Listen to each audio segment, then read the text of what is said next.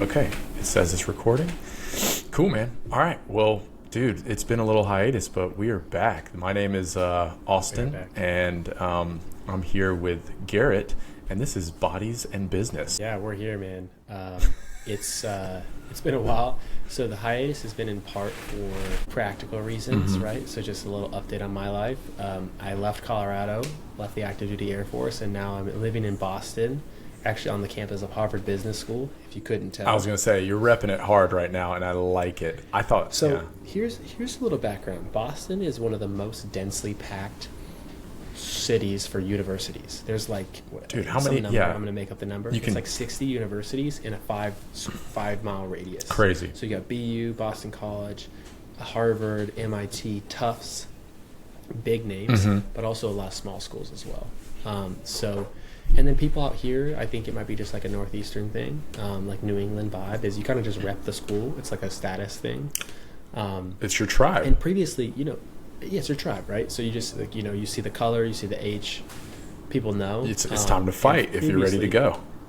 That's right. You're in the wrong neighborhood, man. I used to think, I don't know, how do you feel about like repping Air Force Academy, or like your military, your veteran status? Like what is that, like how does that feel? Whenever I'm talking to an older individual, it feels, because they associate the Air Force Academy with, oh, this guy, he's done something. He was accepted to the Air Force Academy and he graduated. That's pretty incredible.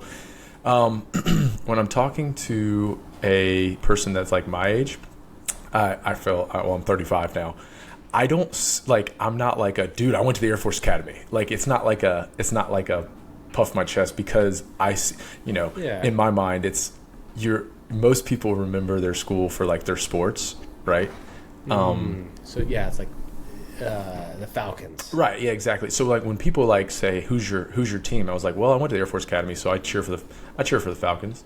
But I'm not like repping Air Force gear all the time, because I rep Flybody's gear now. But I did know, like, before Flybody's started, I would wear my Air Force gear when I worked out and did all this other stuff, because it's like, hey, I went here, I played some sports. Yeah. Proud to be there, but I wouldn't be like, it's not like a talking thing. So the vibe out here is very different. Like, even when I lived in Colorado, there's like a lot of military folks out there, and I think maybe it's like this thing that was bred into us, either like operational security or what, where you're like, don't tell people you're in the military. Yes. But then there's also an aspect of like, there's a vibe from the service academies that there's like potentially a bad rep for people who just like use that as their only status symbol to like prove superiority. And so I have in my past just like, okay, there's a quote from Jerry Seinfeld. He did a commencement address at Duke University.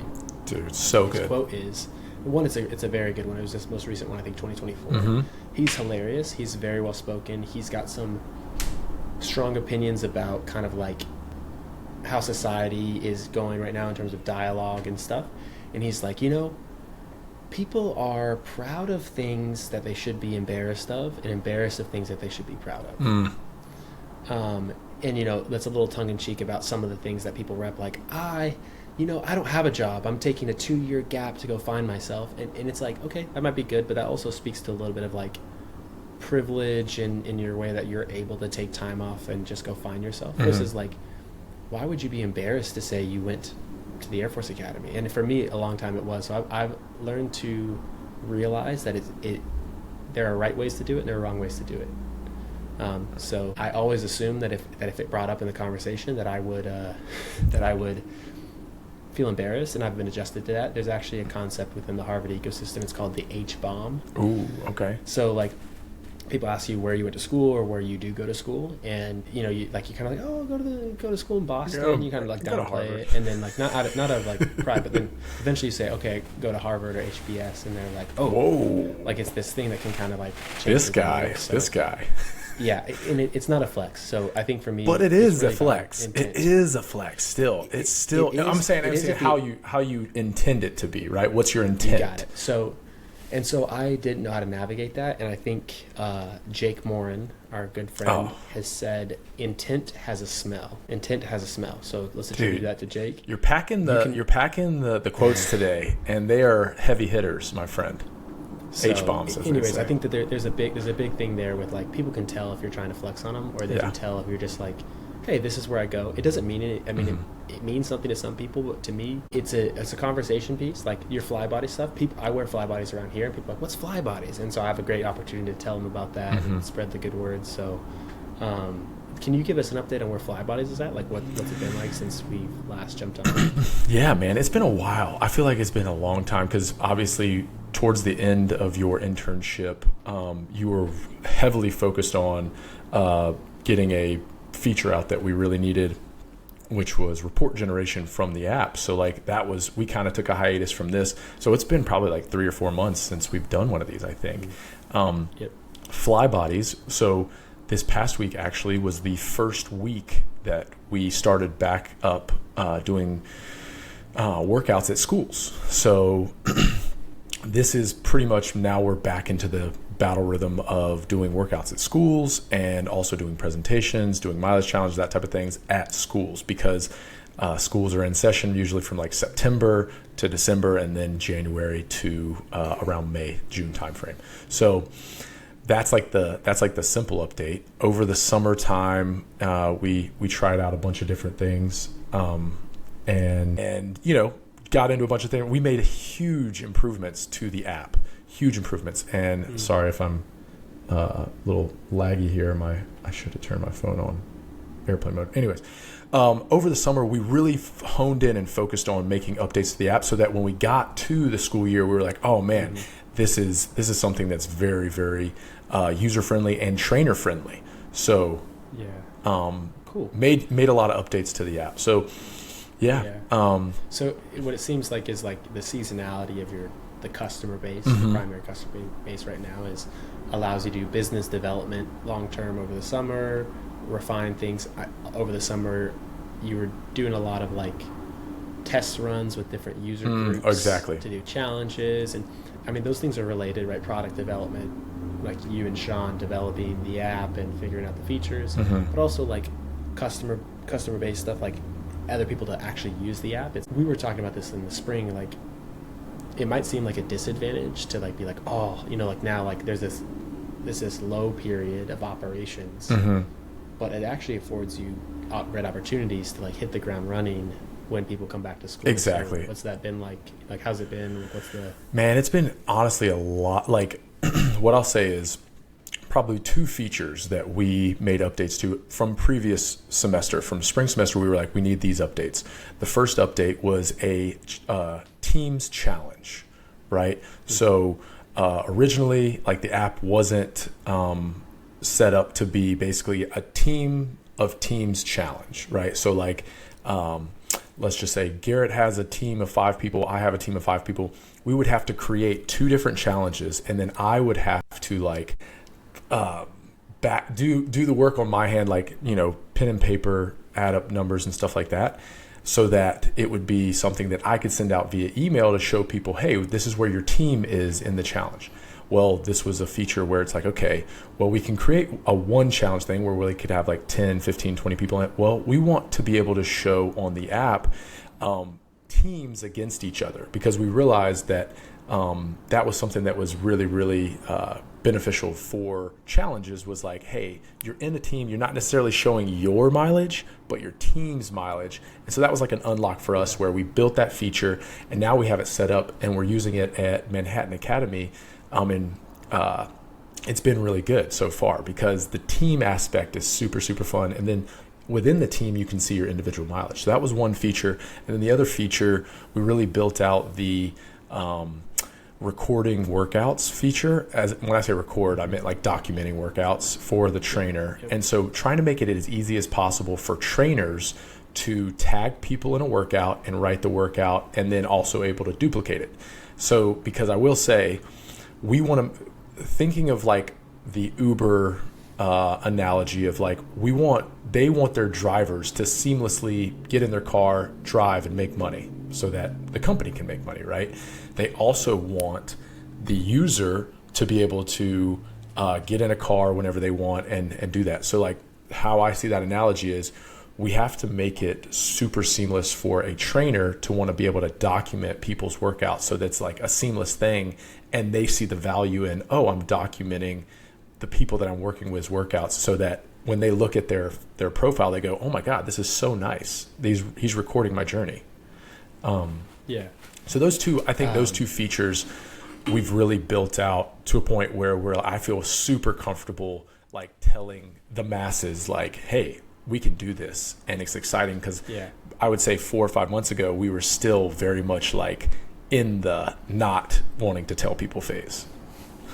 Well, because features, scalability features weren't there yet. Like, so yeah, I mean, it's like it's been nice to be a user, be involved in the team, to see like it's not like a true alpha beta, group of people. It's kind of this continuous development that Sean pushed us to. And what I will say first too, I want to say this is like the feature to begin with was just good enough, right? So we didn't wait until we had the team of teams feature. And also the first challenge we ran, like we couldn't even document like Android phones mileage. They had to input it on something. And that's where I've learned, I guess, from my perspective, like so many founders, so many people have said like, put the feature out there if it is bare minimum, like have the bare minimum functionality so that you can just get people using it. And I think that was tough for Sean in the beginning and kind of tough for me because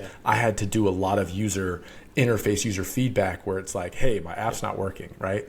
But we got through that. Yeah, no, that's good. I think the lesson there that I learned was we had an idea of what things would go like in terms of the experience, but then like you put it into the hands of dozens of users and then they break it in ways that you didn't expect. So there's a technical aspect. Totally. And there's also just like a hypothesis. So for example, you, me, Sean, competitive people, I see a leaderboard and I'm like, yes, let's go. But there's some feedback that was hey, in a challenge of 30 people, if I am just starting out on my fitness journey, do I want to see my name at the bottom of that leaderboard? And the answer was, like maybe discouraging. It's like it's driving the opposite behavior change, or just people give up. For sure. So that feedback of like, hey, how do we keep the good feature of competitiveness, but then also bring in the people that like the real value is like behavior change, like driving healthy habits. Correct. And if people can feel like they're contributing to a group, rowing on a boat is kind of the analogy that I imagine. Like, hey, if I do 2 miles, that might not be a lot, but it adds to my team's total, and we can see how we're doing together. The communal aspect of like the group chat. Can you speak to the group chat and how that kind of like influenced this, like people's involvement or tie-in to the challenge environment? Like, maybe you saw for sure. So we call it the challenge feed, right? And this is what you're talking about, right? The challenge feed that we built. So, and this actually ties into one of the stories that I was going to talk to you about on Alex Hormozy's YouTube channel.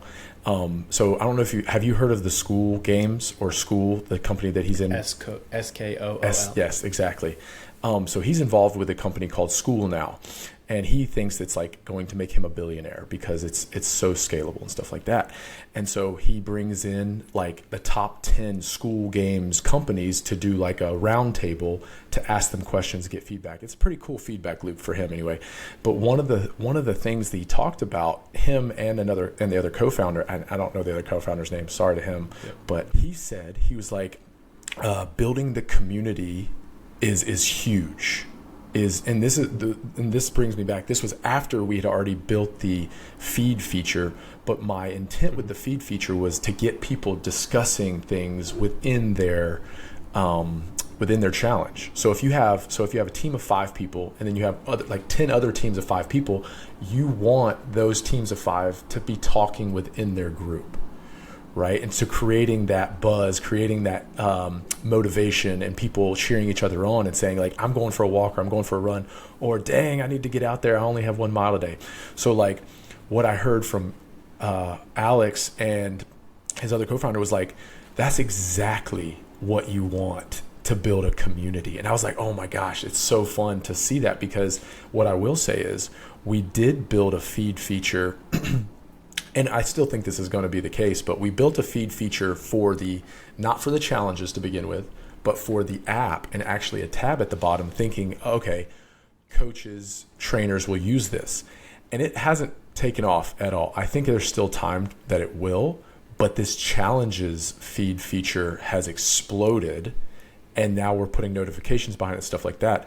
So I see this as a small community builder that's a really, really big feature for us. And it's something that I didn't realize it was going to have this impact, right? You're like hoping like, oh, hopefully people will get into it and do that and this and the other. But you don't necessarily know if it's going to hit or not. And so then I checked some of the people's feeds, and it was like scrolling. I was like, okay, we found a feature that people actually enjoy using. Yeah. So that was cool. That was really cool. That's good, man. I appreciate it. I think the stuff that you've talked to me a bunch this summer on is like creating those atomic networks, like the smallest network of people that will make it sticky, and it seems like those small teams are sticky, but you give them a reason to return to the platform, is like to check their status, to record their workouts, to see their progress, and also like you get a notification like, hey, so and so posted here, go check that feed. And yeah, you're returning to the app for a good reason. And to your point, it's augmenting your go ahead. Well, I was gonna say, making it fun. Like that's one thing. Like Austin forgets about that. That's like the secondary for Austin, because I want to know how many times I work out. I want to know how many miles I got.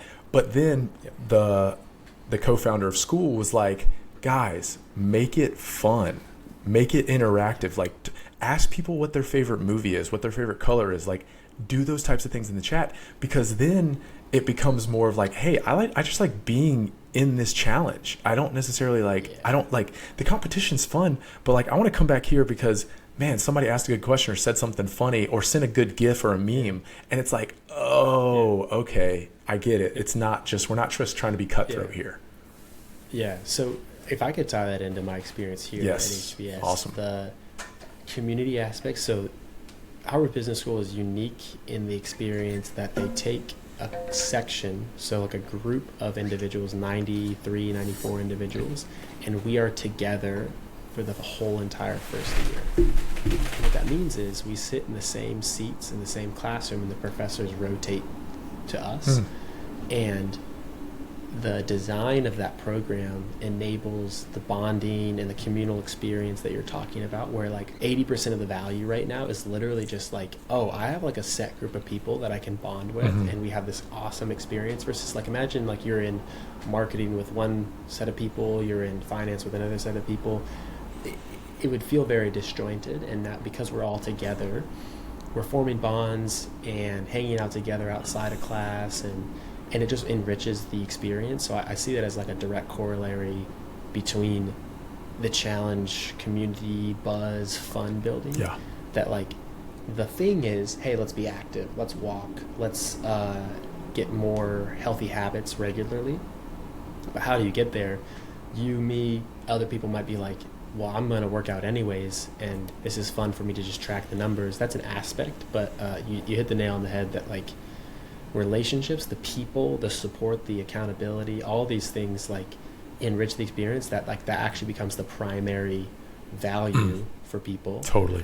And then they also happen to just on the side be focused on health and wellness. And so that I think is like a really sustainable, I don't have the numbers to back it, but like my anecdotal experience is a team, like a sports team or like a workout partner, you're much more likely to like do something and stick with it if there's a community built around it.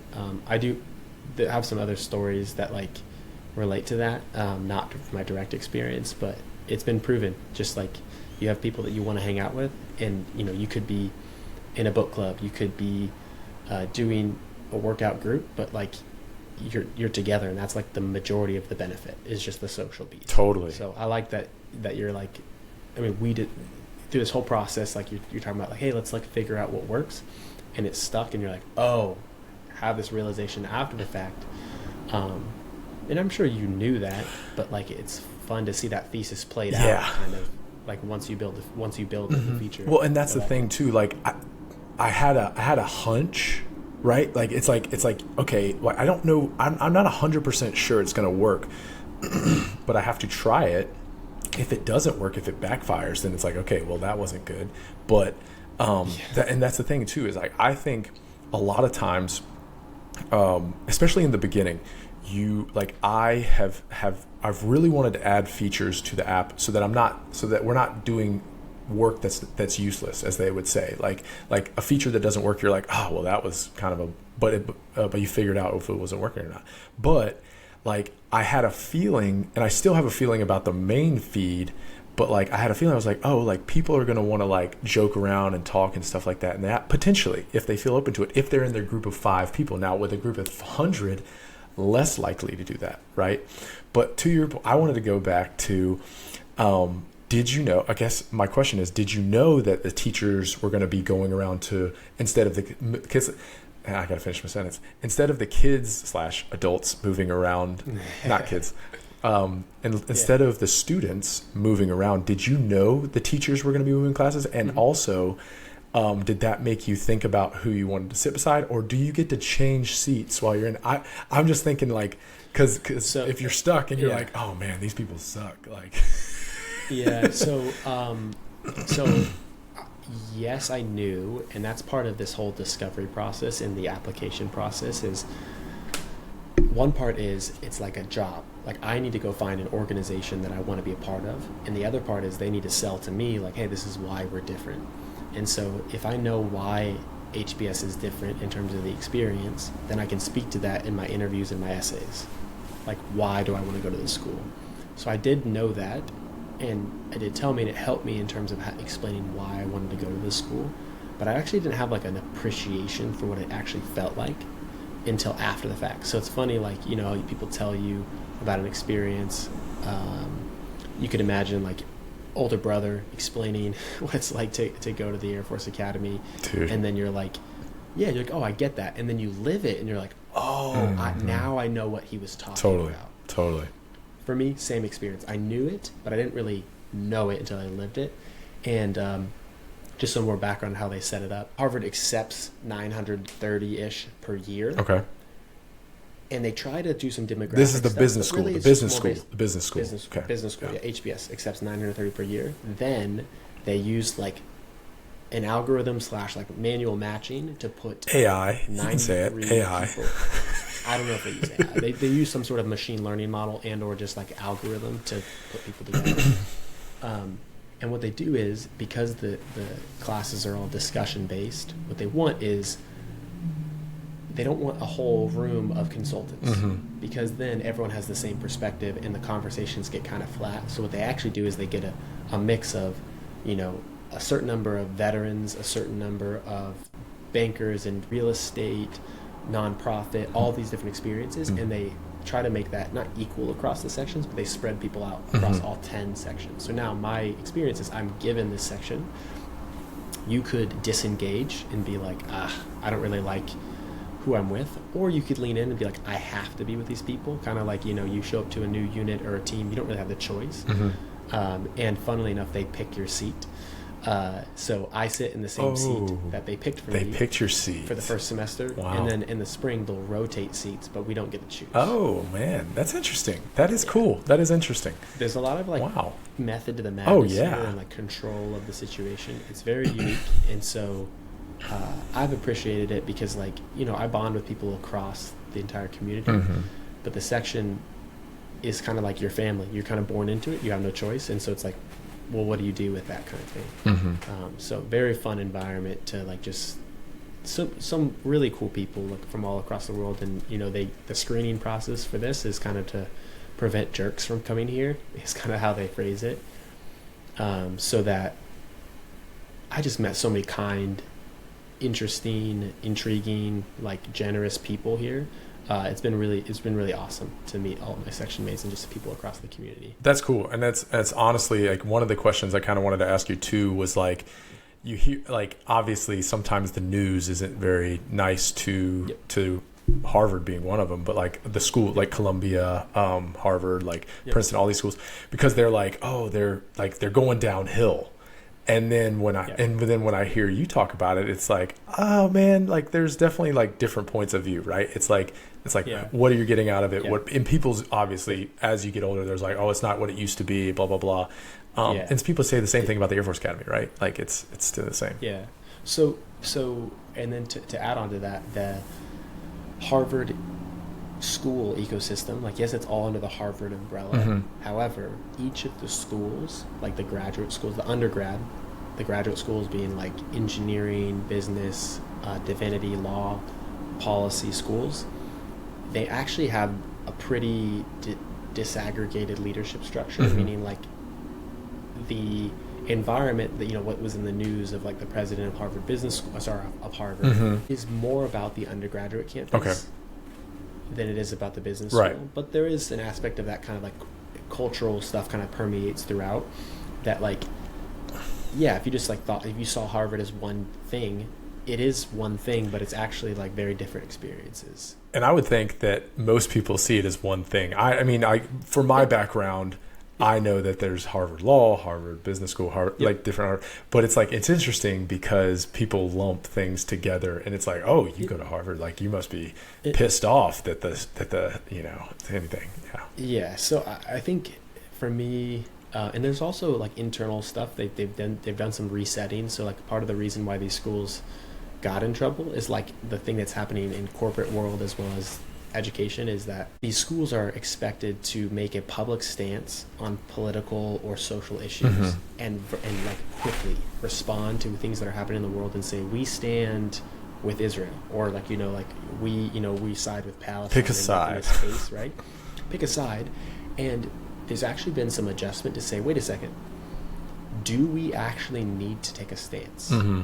And that's where I think that I've found as like an interesting piece watching culturally is, pressure from people in at least the US of like, hey, Starbucks, make a stance on this or else we're not shopping there. Right. And there's like that dynamic, whereas I think that there's been a little bit of a shift to say, maybe we don't need to take a stance on that. Mm-hmm. And we could just say that, like, who are we, Harvard Business School, whatever company, to say, I have a well thought out, nuanced approach that is meaningful of something that's happening across the world. You can acknowledge that something is happening, but you don't necessarily need to like pick a side For sure. in order to like function as your core function. So I'll be interested to see how that actually plays out in my experience here. Yeah.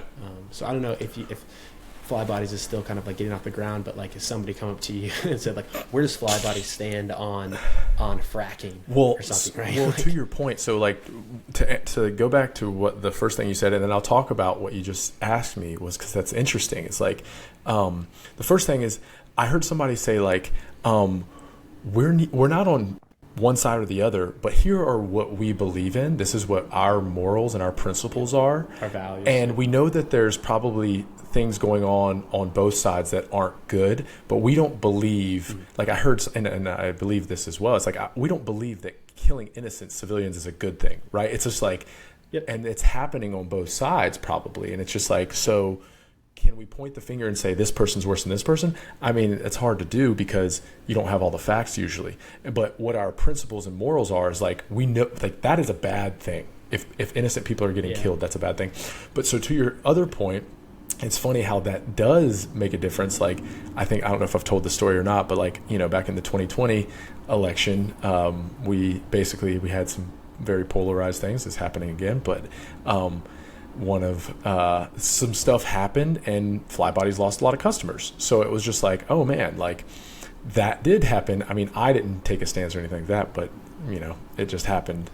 Yeah, but there is an element there, like of the external factors of like whatever society expects companies to do or organizations at large to do can be a boost or a negative. But I have appreciated what you said there about the maybe more rational and maybe just like more balanced approach is to say like there is nuance to a lot of these issues that come up, and it is not our role as an organization to take a stance, but more like to say, hey, here's what we value, what we stand for. And not really succumbing to the pressure to say, well, 2 days from now you need to make a public statement. Why? Yeah, all right, exactly. So, so I appreciate the background there, because not like you have to like stay away from that stuff, but like for you, Fly Bodies, like, hey, like you'll encounter these things in the future and have to kind of like navigate that. But I think that the winds are shifting a little bit in terms of the expectations for organizations. Exactly. No, and that's what it's like. Well, to take a step back, it's like, well, Fly Bodies, we care about health and wellness. We're going to focus on that. Like, I'm not the president of the United States. I'm not in Congress. I'm not in, like, that is outside of my sphere of competence, right? And so, and it's okay to say that. Yes, exactly, right? And it's just like, guys, so we're going to focus on health and wellness. And if we do that, I think we're making positive impact in the world. And so we're just going to focus on that, and all that other stuff, like, it's not on our immediate plate. Obviously, we could take a, blah, blah, blah. Like, I don't want to say blah, blah, blah. It's like, it's like butterfly effect. It's like, well, whatever you do makes a difference with it. Yeah, no, I think you're right. Like, focusing on the level that you can. Exactly. Right now, it's like at the level of a school, Mm-hmm. at the level of a community. Yep. No, it's good. I think that's a wise approach to it. Yeah, man. And, of course, like, you haven't been pulled in front of Congress yet, so And dude, you have some time to figure that out. right? No, I gotta start brainstorming now. What do I say? No, but dude, that's awesome. Like, I guess the next question, what's the biggest surprise about HBS that you found out, or what's the coolest thing you're just like, dude, this is? Yeah. I mean, obviously you talked about some of it, is like you get to know people, Yeah. stuff like that. Well, I guess that would be my question, is like, what is something you're like, dude, this is awesome. Like, I didn't realize this was the best thing about it. Yeah. I know it's only been like a month. No, it's good. So I've had some pleasant surprises. I think I talked about like the people. Mm-hmm. I was expecting, there's like, like we talked at the beginning about like your reputation precedes you, and there's like some aura around all of these organizations that like saw Harvard, Ivy League schools, even like the business schools from these organizations as really elitist. Mm-hmm. And then I was going to encounter a lot of people that were, I don't know, just 6'5", blue eyes. yeah, investment banking. There are those people here, right? So but the thing is, it's also like, and the people come from really intense career fields like consulting or banking or private equity, Right. that like the culture in those organizations is super like that hierarchical, like elitist, like what school did you come from? Mm-hmm. But also like the environment that they've set up here is really good for people to show up, bring themselves, their authentic selves, not like what they think they should be. And you're in this weird nexus of like everyone's taking a pause. So there is some striving in terms of like, I need to go recruit for a job, but it is a lot more like the pie is way bigger than you think it is, and there's a lot of communal aspects. So they've done a pretty good job at setting up I thought it was going to be hyper competitive, and there is an aspect of that, but the environment is set up well for people to just like self-actualize. That's cool. So Yeah. the opposite side of that coin is that the program is so structured. Like I talked about in the first year, I was talking to one of my friends this morning that my calendar is ruling my life right now. I don't pick when I have my classes. I didn't pick these classes, and some events are just placed on there for me. I have some choices like in the afternoon or in the evenings of like, do I want to go to this seminar? This morning I signed up for an extra weekend class that was just a one-day event on how effective leaders can have difficult conversations. Oh, cool. And that was just like an extra cake, on the side. And so I found it to be a little bit frustrating that you have so much structure imposed on your life in terms of how your day is going to look, Mm-hmm. that and then there's just so much thrown at you all the time. So yesterday, there are parties, social events, like these parties that like a club is putting on to say, hey, we're going to, the Texas Canadian club, like two different clubs, Mm-hmm. put on a midnight rodeo. Oh, cool. So that was on Thursday. I didn't go to the party. I go to the pre-games because I want to go to bed at a normal time. So there's that. Then there's like recruiting events. There's like coffee chats. And there's all of these things that are just flooding at you. Like, what do I choose? And so I knew that was coming.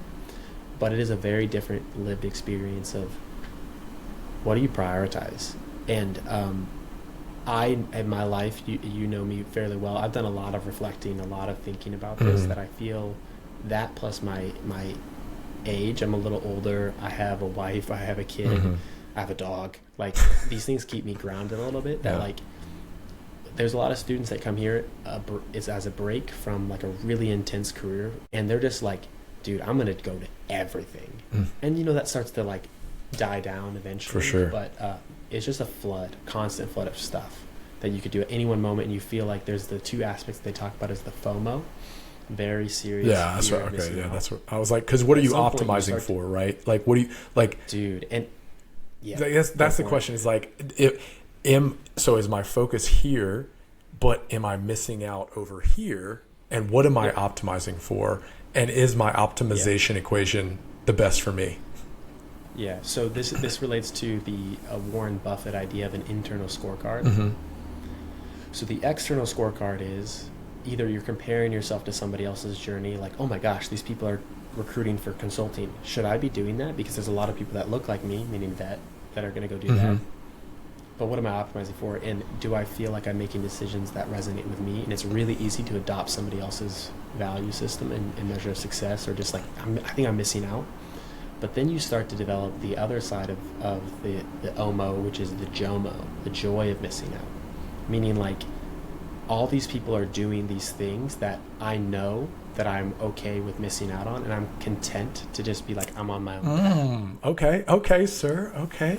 Just a little. Like, so this is not my term, but this is they describe. I've never heard JOMO, like, but I like it. JOMO, baby. So introverts rejoice. They know this feeling. Like if somebody cancels plans, they're like, yes. No, dude, I get my night back. Dude, that's me. I'm like, yes, dude, it's so funny. You're busy, dude, but like, let's say you want to hang out with somebody, but then like your social battery is getting low, or your energy management is not going well, and somebody goes, hey, sorry, I can't make it. You're like, oh, for sure. So there's an aspect of that, but there's also an aspect of like knowing that your choices resonate with your principles and values, and that you can feel super confident in the choices, the things that you're trading off, is a maturity thing, and it's also an internal reflection thing. So I feel like my pre-MBA experience, and also just like my life circumstances, forced me to get to that place faster.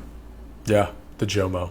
Yeah, no, that makes sense. And give like, not giving up, but like choosing to do something rather than like feeling overwhelmed. Like you're like, okay, I have a kid. I'm going to take care of my kid. I'm going to do this podcast. I'm going to do this, like, because I'm choosing. And I think like that's the confidence interval too, of like saying like, oh, like that's for me anyway. Like, if Flybodies was still on one school, I'd be like, dude, what is going on? Right. Like the building the confidence to stack up your decision making is what says, oh, then you can start to have that JOMO. Because if you feel like you're making the wrong decisions constantly, or things aren't going your way, then you get that FOMO, because you're like, every decision I make is putting me in a bad spot, so I'm missing out on something that I could have been better. Yep. And I'd say like there's potentially an illusion of confidence that some people have. Like they come in and they have this plan, and they're like, oh man, this person has their life figured out. That's usually not true. Oh, dude, no, nobody has it figured out. It's funny. No. And so if somebody tells you that, like, I'm always a little bit like, oh, okay, sure. Like, great, you got it figured out. Not as a way to like dismiss that, but I think that it comes in waves. So there's times where I'm like, I got this figured out. I know what I'm going to do. And other times that I'm like I'm assessing. For sure.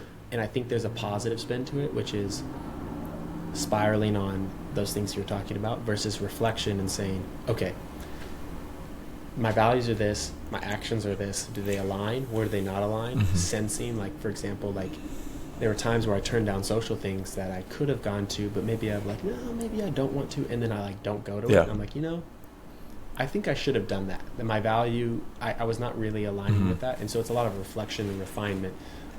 But so I don't mean to imply that I've got it figured out. It's more like I have a better feedback loop, a better process for assessing, deciding, reflection, and just doing that over and over. Yeah, and compared to some of my classmates. Well, and I want to give you an example of like, of basically in this confidence, giving yourself positive feedback loop is like, okay, and this is one of the stories I wanted to bring, was so one of the HR directors at a high school basically has become a very big advocate for fly bodies. She's like, this is awesome. She tells mortgage brokers, she tells her friends, she tells different HR directors.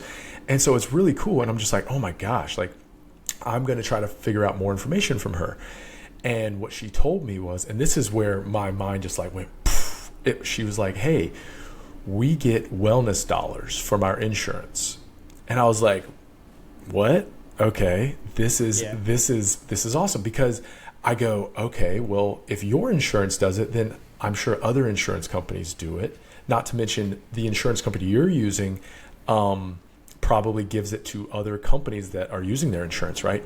And so having this information has given me so much more confidence instead of my God, like, because I've heard stories of people saying, oh, like this person found out that the government gives X amount of dollars to that and they have to spend it. So I'm going to create a company that actually does that specific thing because I'm the only person that can provide that service. And then they have to use that money on me, or they'll have to get rid of it.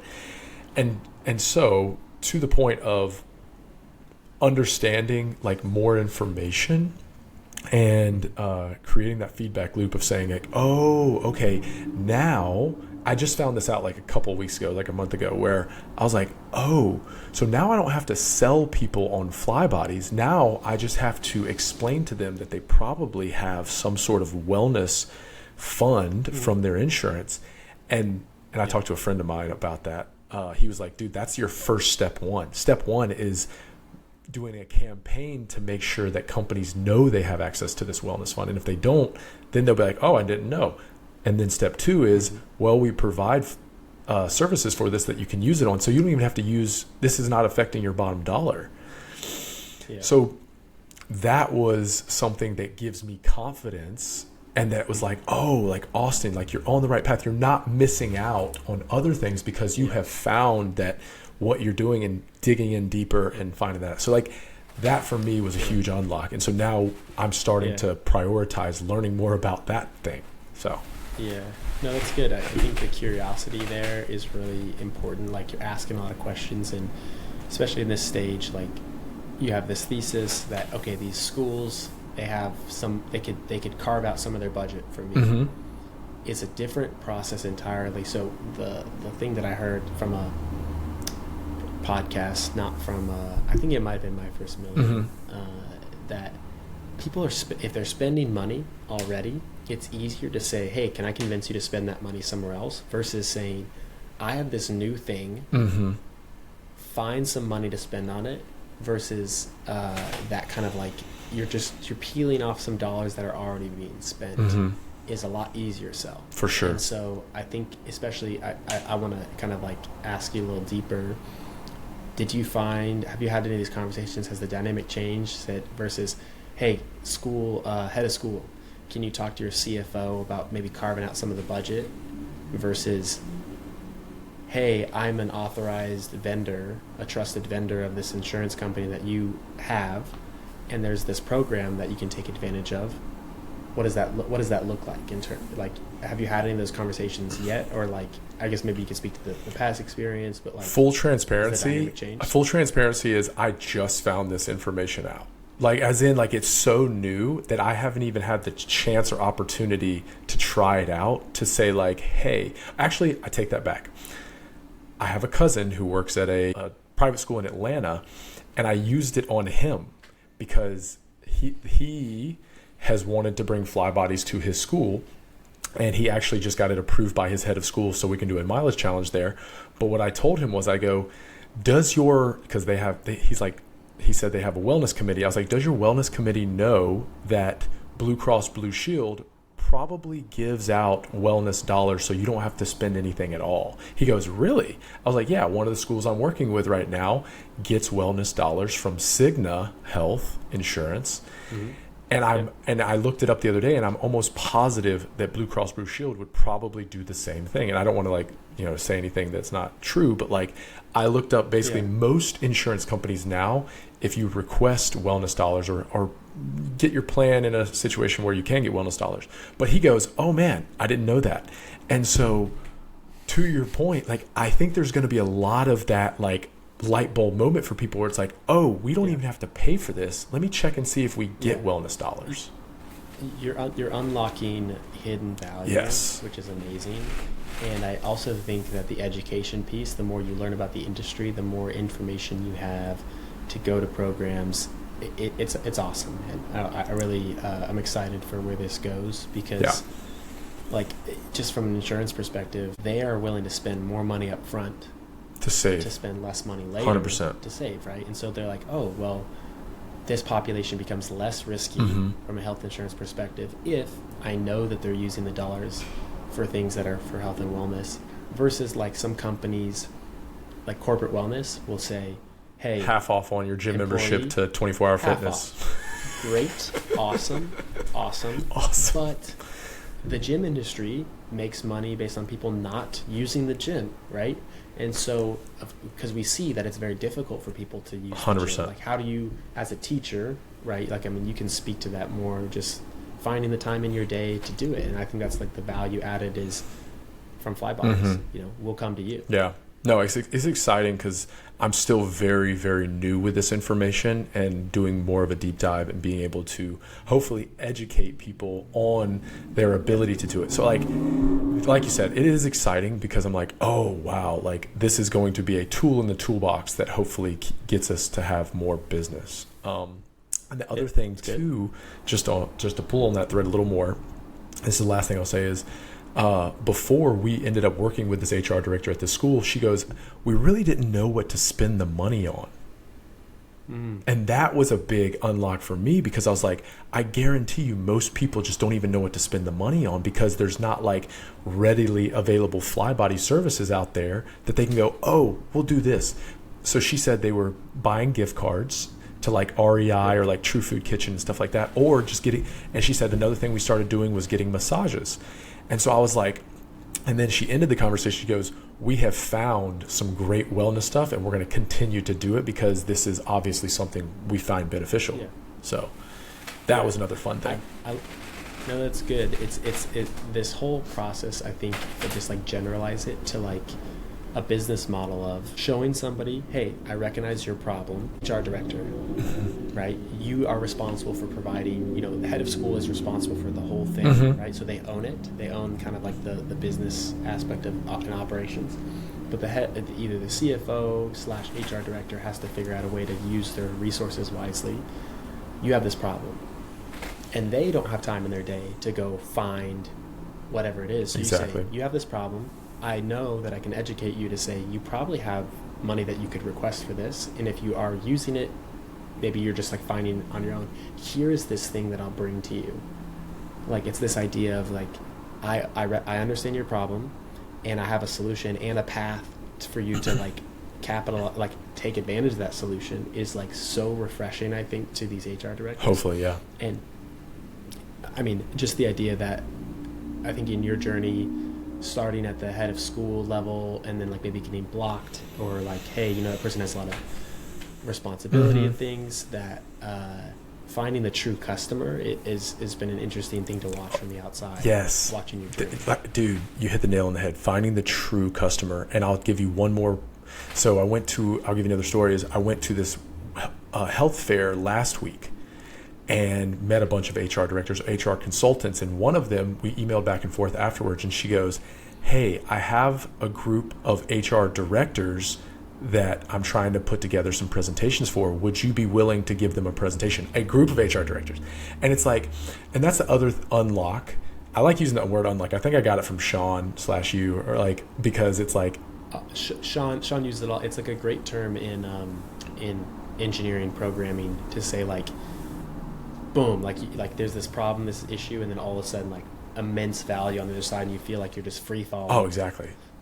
Easier. And so being plugged into this HR world has been a big unlock, right? Like I've dipped my toes in it. I went to a mixer. I was like, oh, this isn't great. But then I went to this health fair at this mortgage broker, and sorry, not mortgage broker, Montage insurance broker, health insurance broker, and met all these HR directors or HR consultants, stuff like that. And now I actually got an email yesterday that says, hey, please submit if you'd like to speak at this HR convention in May of next year. So like finding like you said, your ideal customer that can make those decisions, and like getting in that world, like the center of that world is like super important, right? Like not just cold calling, because obviously you have to do that in the beginning and stuff like that, but like that is something that I think has been very beneficial, is to get in that world. And actually, because I don't know a lot about that world. And so stepping in and then having the warm intro, and it goes back to this, because Sean said, he was like, oh man, that's awesome that, she would recommend you. But the first thing we did was we provided a great product or an experience. And what I did, you had to deliver on your promise. And that's what at the crux of all this was, she, not to mention, that HR director found so much value in the mileage challenge that we did and the coaching call that I did with her. And she even said, like, this has been an amazing experience. So it goes back to like Jesse Itzler, hey, wow your first customer. And I'm not saying like we rolled out the red carpet for her, but we did yeah. But we did a good job, and I made that connection of like human connection with her, and I could tell she enjoyed it. And so like I think that was the biggest thing, is because she advocated. So provided the good product, she advocated, and now she is a trusted source. So people go, well, obviously this can't be a terrible thing because she had a good experience. Yeah, no, that's good. I think it's easy, to talk to people about what you have done or what value you could provide. But if you have never demonstrated it, there's no trust there. And so it's really hard. It seems like it was really hard on your end to get into schools in the first place and then convince them, hey, just give us a try. Yeah.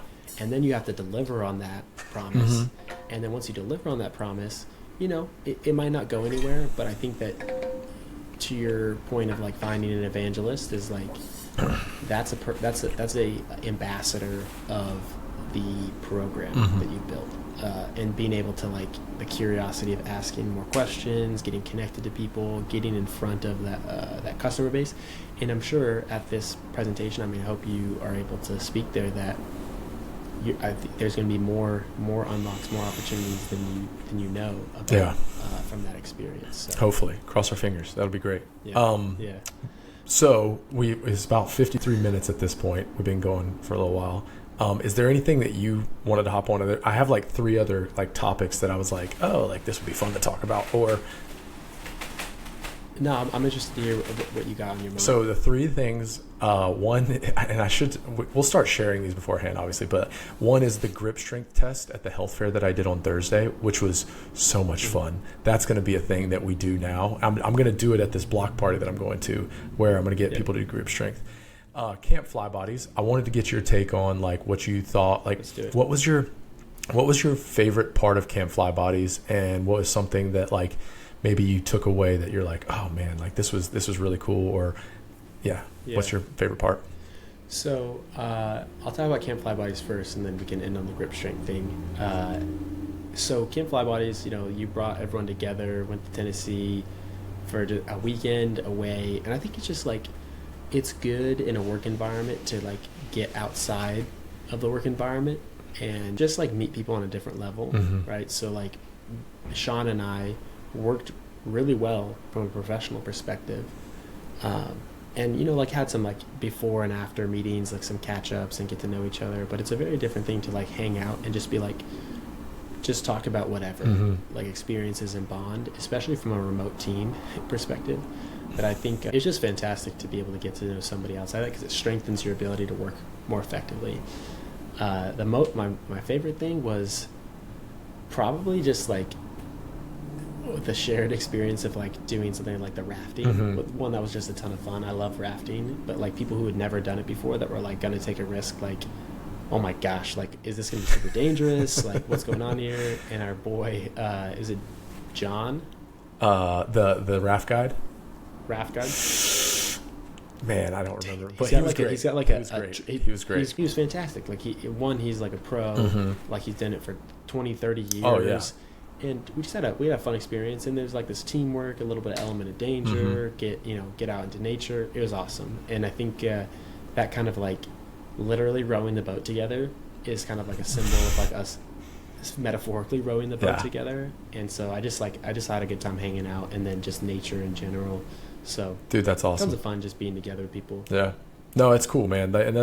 I really appreciated everyone.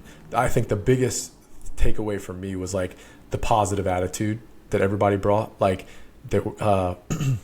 so, thinking about like core principles of fly bodies. I watched my fiance loves watching. She loves watching realtor shows. Loves it. And there's one realtor show, I can't remember the name of it, but this guy, The Agency is the one and the agency is like the biggest realtor company in the world or something crazy like that. And one of his he has like 3 core principles. It's like work hard, play hard, no assholes. And it's like literally like, and it's like it's that simple. And I was just like, gosh, that's so great. Like, and you don't, I mean, and no bad attitudes, right? It's like that's where I think that trip was just it didn't really matter what we did. We were all like just up for it.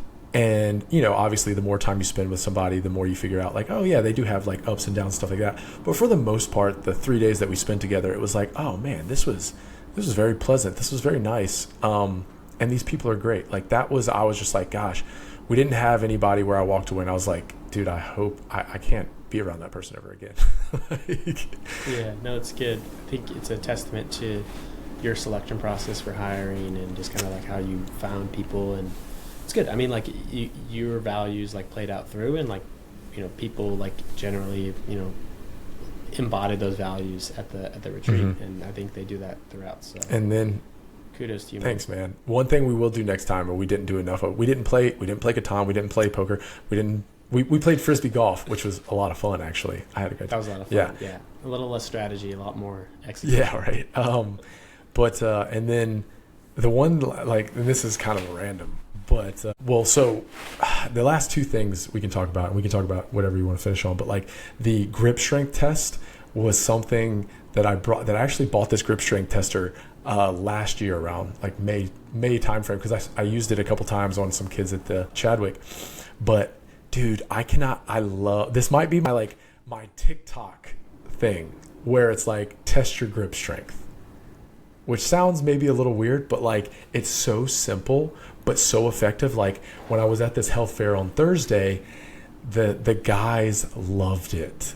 The girls loved it. The people loved it because it was just fun. It was just like test your grip strength. Oh, that's what you got? Oh, I got this. And it was just fun. It was like, it's so simple, but fun. It's like a thing like the pull-up bar that the Marines use at recruiting fairs, or like boom. It's almost like a carnival thing. Yes. It's like, hey, show up and like, hey, test your grip strength, and then they're there and they're like, oh my gosh, and then like just like a fun thing that like it is related. Like there are some research and stuff in about grip strength, yeah, health and wellness outcomes and stuff. Exactly. Which is, in my belief, is a product of people being active, then they have a better grip. Correct. Strength. But it's really funny to see how people just like light up when there's just like something like, not like a gimmick, but like a thing like that. Yeah. Versus if you're just standing there like, talk to me about health and wellness, and they're like, this is boring. But you're like, dude, test your grip strength. And then it's a group of people, and they're like, I got 50, and somebody's like, I can beat that. Yeah. And then somebody's like, let me try it again. Yes. Yes. The Philadelphia Eagles has a pretty good media presence, and they have YouTube shorts of their players testing grip strength. Ooh. And it's the same thing. Like you have professional athletes, of course highly competitive, that like were like excited by testing their grip strength and like beating their teammates, but also just like it's really funny. So no, it's cool. I think that's great. Like as a just come over and stop by, and if they get another Valo, they'll like have this positive experience of like that fly body's table was pretty fun. It's pretty cool, dude. It was also it's like the community building thing of like guys brought other guys to the table and they were like, try it, want to see what you get, and then the last one that I put on, because I made a video, I'll send it out, of the compilation of these people doing the thing, and the last one who tried it, he didn't get really high, and everybody was like kind of joking with him like, they're like razzing on him. So but anyways, that was like another unlock for me where I was like, oh, this is super simple and we can get people excited about it. Anyways, that's good. And then the last thing, this is so random, but I was listening to My First Million, and they were talking to, I can't remember his name. He wrote the 2-Hour Cocktail Party. I can't remember. He wrote the book called The 2-Hour Cocktail Party. But he said kind of an interesting thing, because your brain, like as I'm working out, I'm thinking of ideas and stuff. He said he was going to start a company, or not definitively start a company, but he was like, you know what, I want to be a bounty hunter for multi-millionaires to find significant others, and basically a dating service, right? But he said, I'm going to work on commissions, like somebody who you have to make over $50 million or be worth over $50 million, so that when I find your perfect mate and you guys get married and stuff, I get $1 million commission. And it was just interesting, because I was just like, that is interesting. Like, if you're that good at like knowing somebody and being able to match them with somebody, and then also saying, you don't have to pay me up front, you can pay me when it works out, right? But then, so I was like, that's kind of high stakes. And I think that night I was playing Catan I was going to play Catan with my fiance and one of her friends. And we've had trouble, like not trouble, but we've had some trouble like getting people together to play Catan/games, because my fiance loves games. And I was like, dude, wonder if we started like instead of just like speed dating, it was like dating game night, and people came together and like signed up for it and said, hey, we have 10 slots, 5 girls, 5 guys, or just made it whoever wants to come. And it was a dating game night, and I was like, oh wow, like it's interactive, you get to know people, you get to know get to see strategy, see how fun they are, lighthearted, blah blah blah. Or it could turn into something where people get super upset and you're like, I wouldn't want to date that person, right? But so I was like, Catan, or like that's fun. Dating game night, that's potential. That's interesting, because it's like, if you sat down one-on-one and the focus was on like speed dating or a blind date or something, the focus is on like, I need to impress this person. Mm-hmm. You could talk a big game, but then you see somebody like actually like in a different environment. Yes. And it also, I think, so it's like you get a better view of somebody, and there's also like a mediation thing where exactly, like, I'm not here because I'm on a date with this person. I'm here to have fun, and there's like this middle thing that kind of makes it like fun, flirtatious, but maybe just like, there's not a lot of that same pressure. Totally. There. I like that idea of like just bringing people together over something different. Exactly. And see what happens. And scratches the itch of my fiance loving games. So I was like, how can I make her happy and then also turn this into a viable business? Because I was like, that's right. Because I was just like, oh man, like, because I enjoy playing games too, and I also like seeing people have fun playing games, and I'm just like, like, obviously, who knows if this will ever come to fruition, but it was definitely something where I was like, in today's world where IRL, in real life, is becoming a thing now, where it's like, instead of doing the Hinge, Tinder, Bumble, all these things, where now it's like, hey, IRL is like the next new thing. And so I'm like, oh, like it would be a cool IRL spin-off of like trying to meet people. Anyways, we kind of diverted from that. I don't know. Well, that's pretty much all. That's good. Yeah, well, dude, I'm so glad we're doing this again. Like, I freaking love this, and we'll have this was getting back into it. We'll have topics and detailed topics going forward too, but like this was obviously getting the wheels turning again, getting the topics going. Is there anything else that you wanted to touch on before we head out and go about our day? No, I think no, I'm glad to be back here chatting with you, and it's exciting to just like, I don't know, talk about like where we're at, but then also kind of like the things that we're experiencing, and connect it back to like, the body aspect to the business aspect. It's just been a ton of fun sitting here with you, man. And what I'll add to that, this is not easy, right? Like, this is like, it's so true. Like, it's like we both had to commit to saying, hey, let's pick a day, let's pick a time, let's sit down, let's do it. Sloane's probably about to wake up. Like, it's something where it's not easy. I'm in my kitchen / dining room. You're in probably a extra room where it's like, Yep. That's the last thing I want to leave this on is like, we're both making this happen. And 5 years from now, that's the exciting part. We're doing this for ourselves, but also it's like, man, 5 years from now, we're going to be like, dude, I'm so glad we started doing that again because it's so beneficial. Yeah, absolutely, man. All right, big dog. Dude, keep crushing it. I love hearing good stories about where you're at. And yeah, man, excited to do the next one. Yeah. Sounds good. All right, we'll sign off.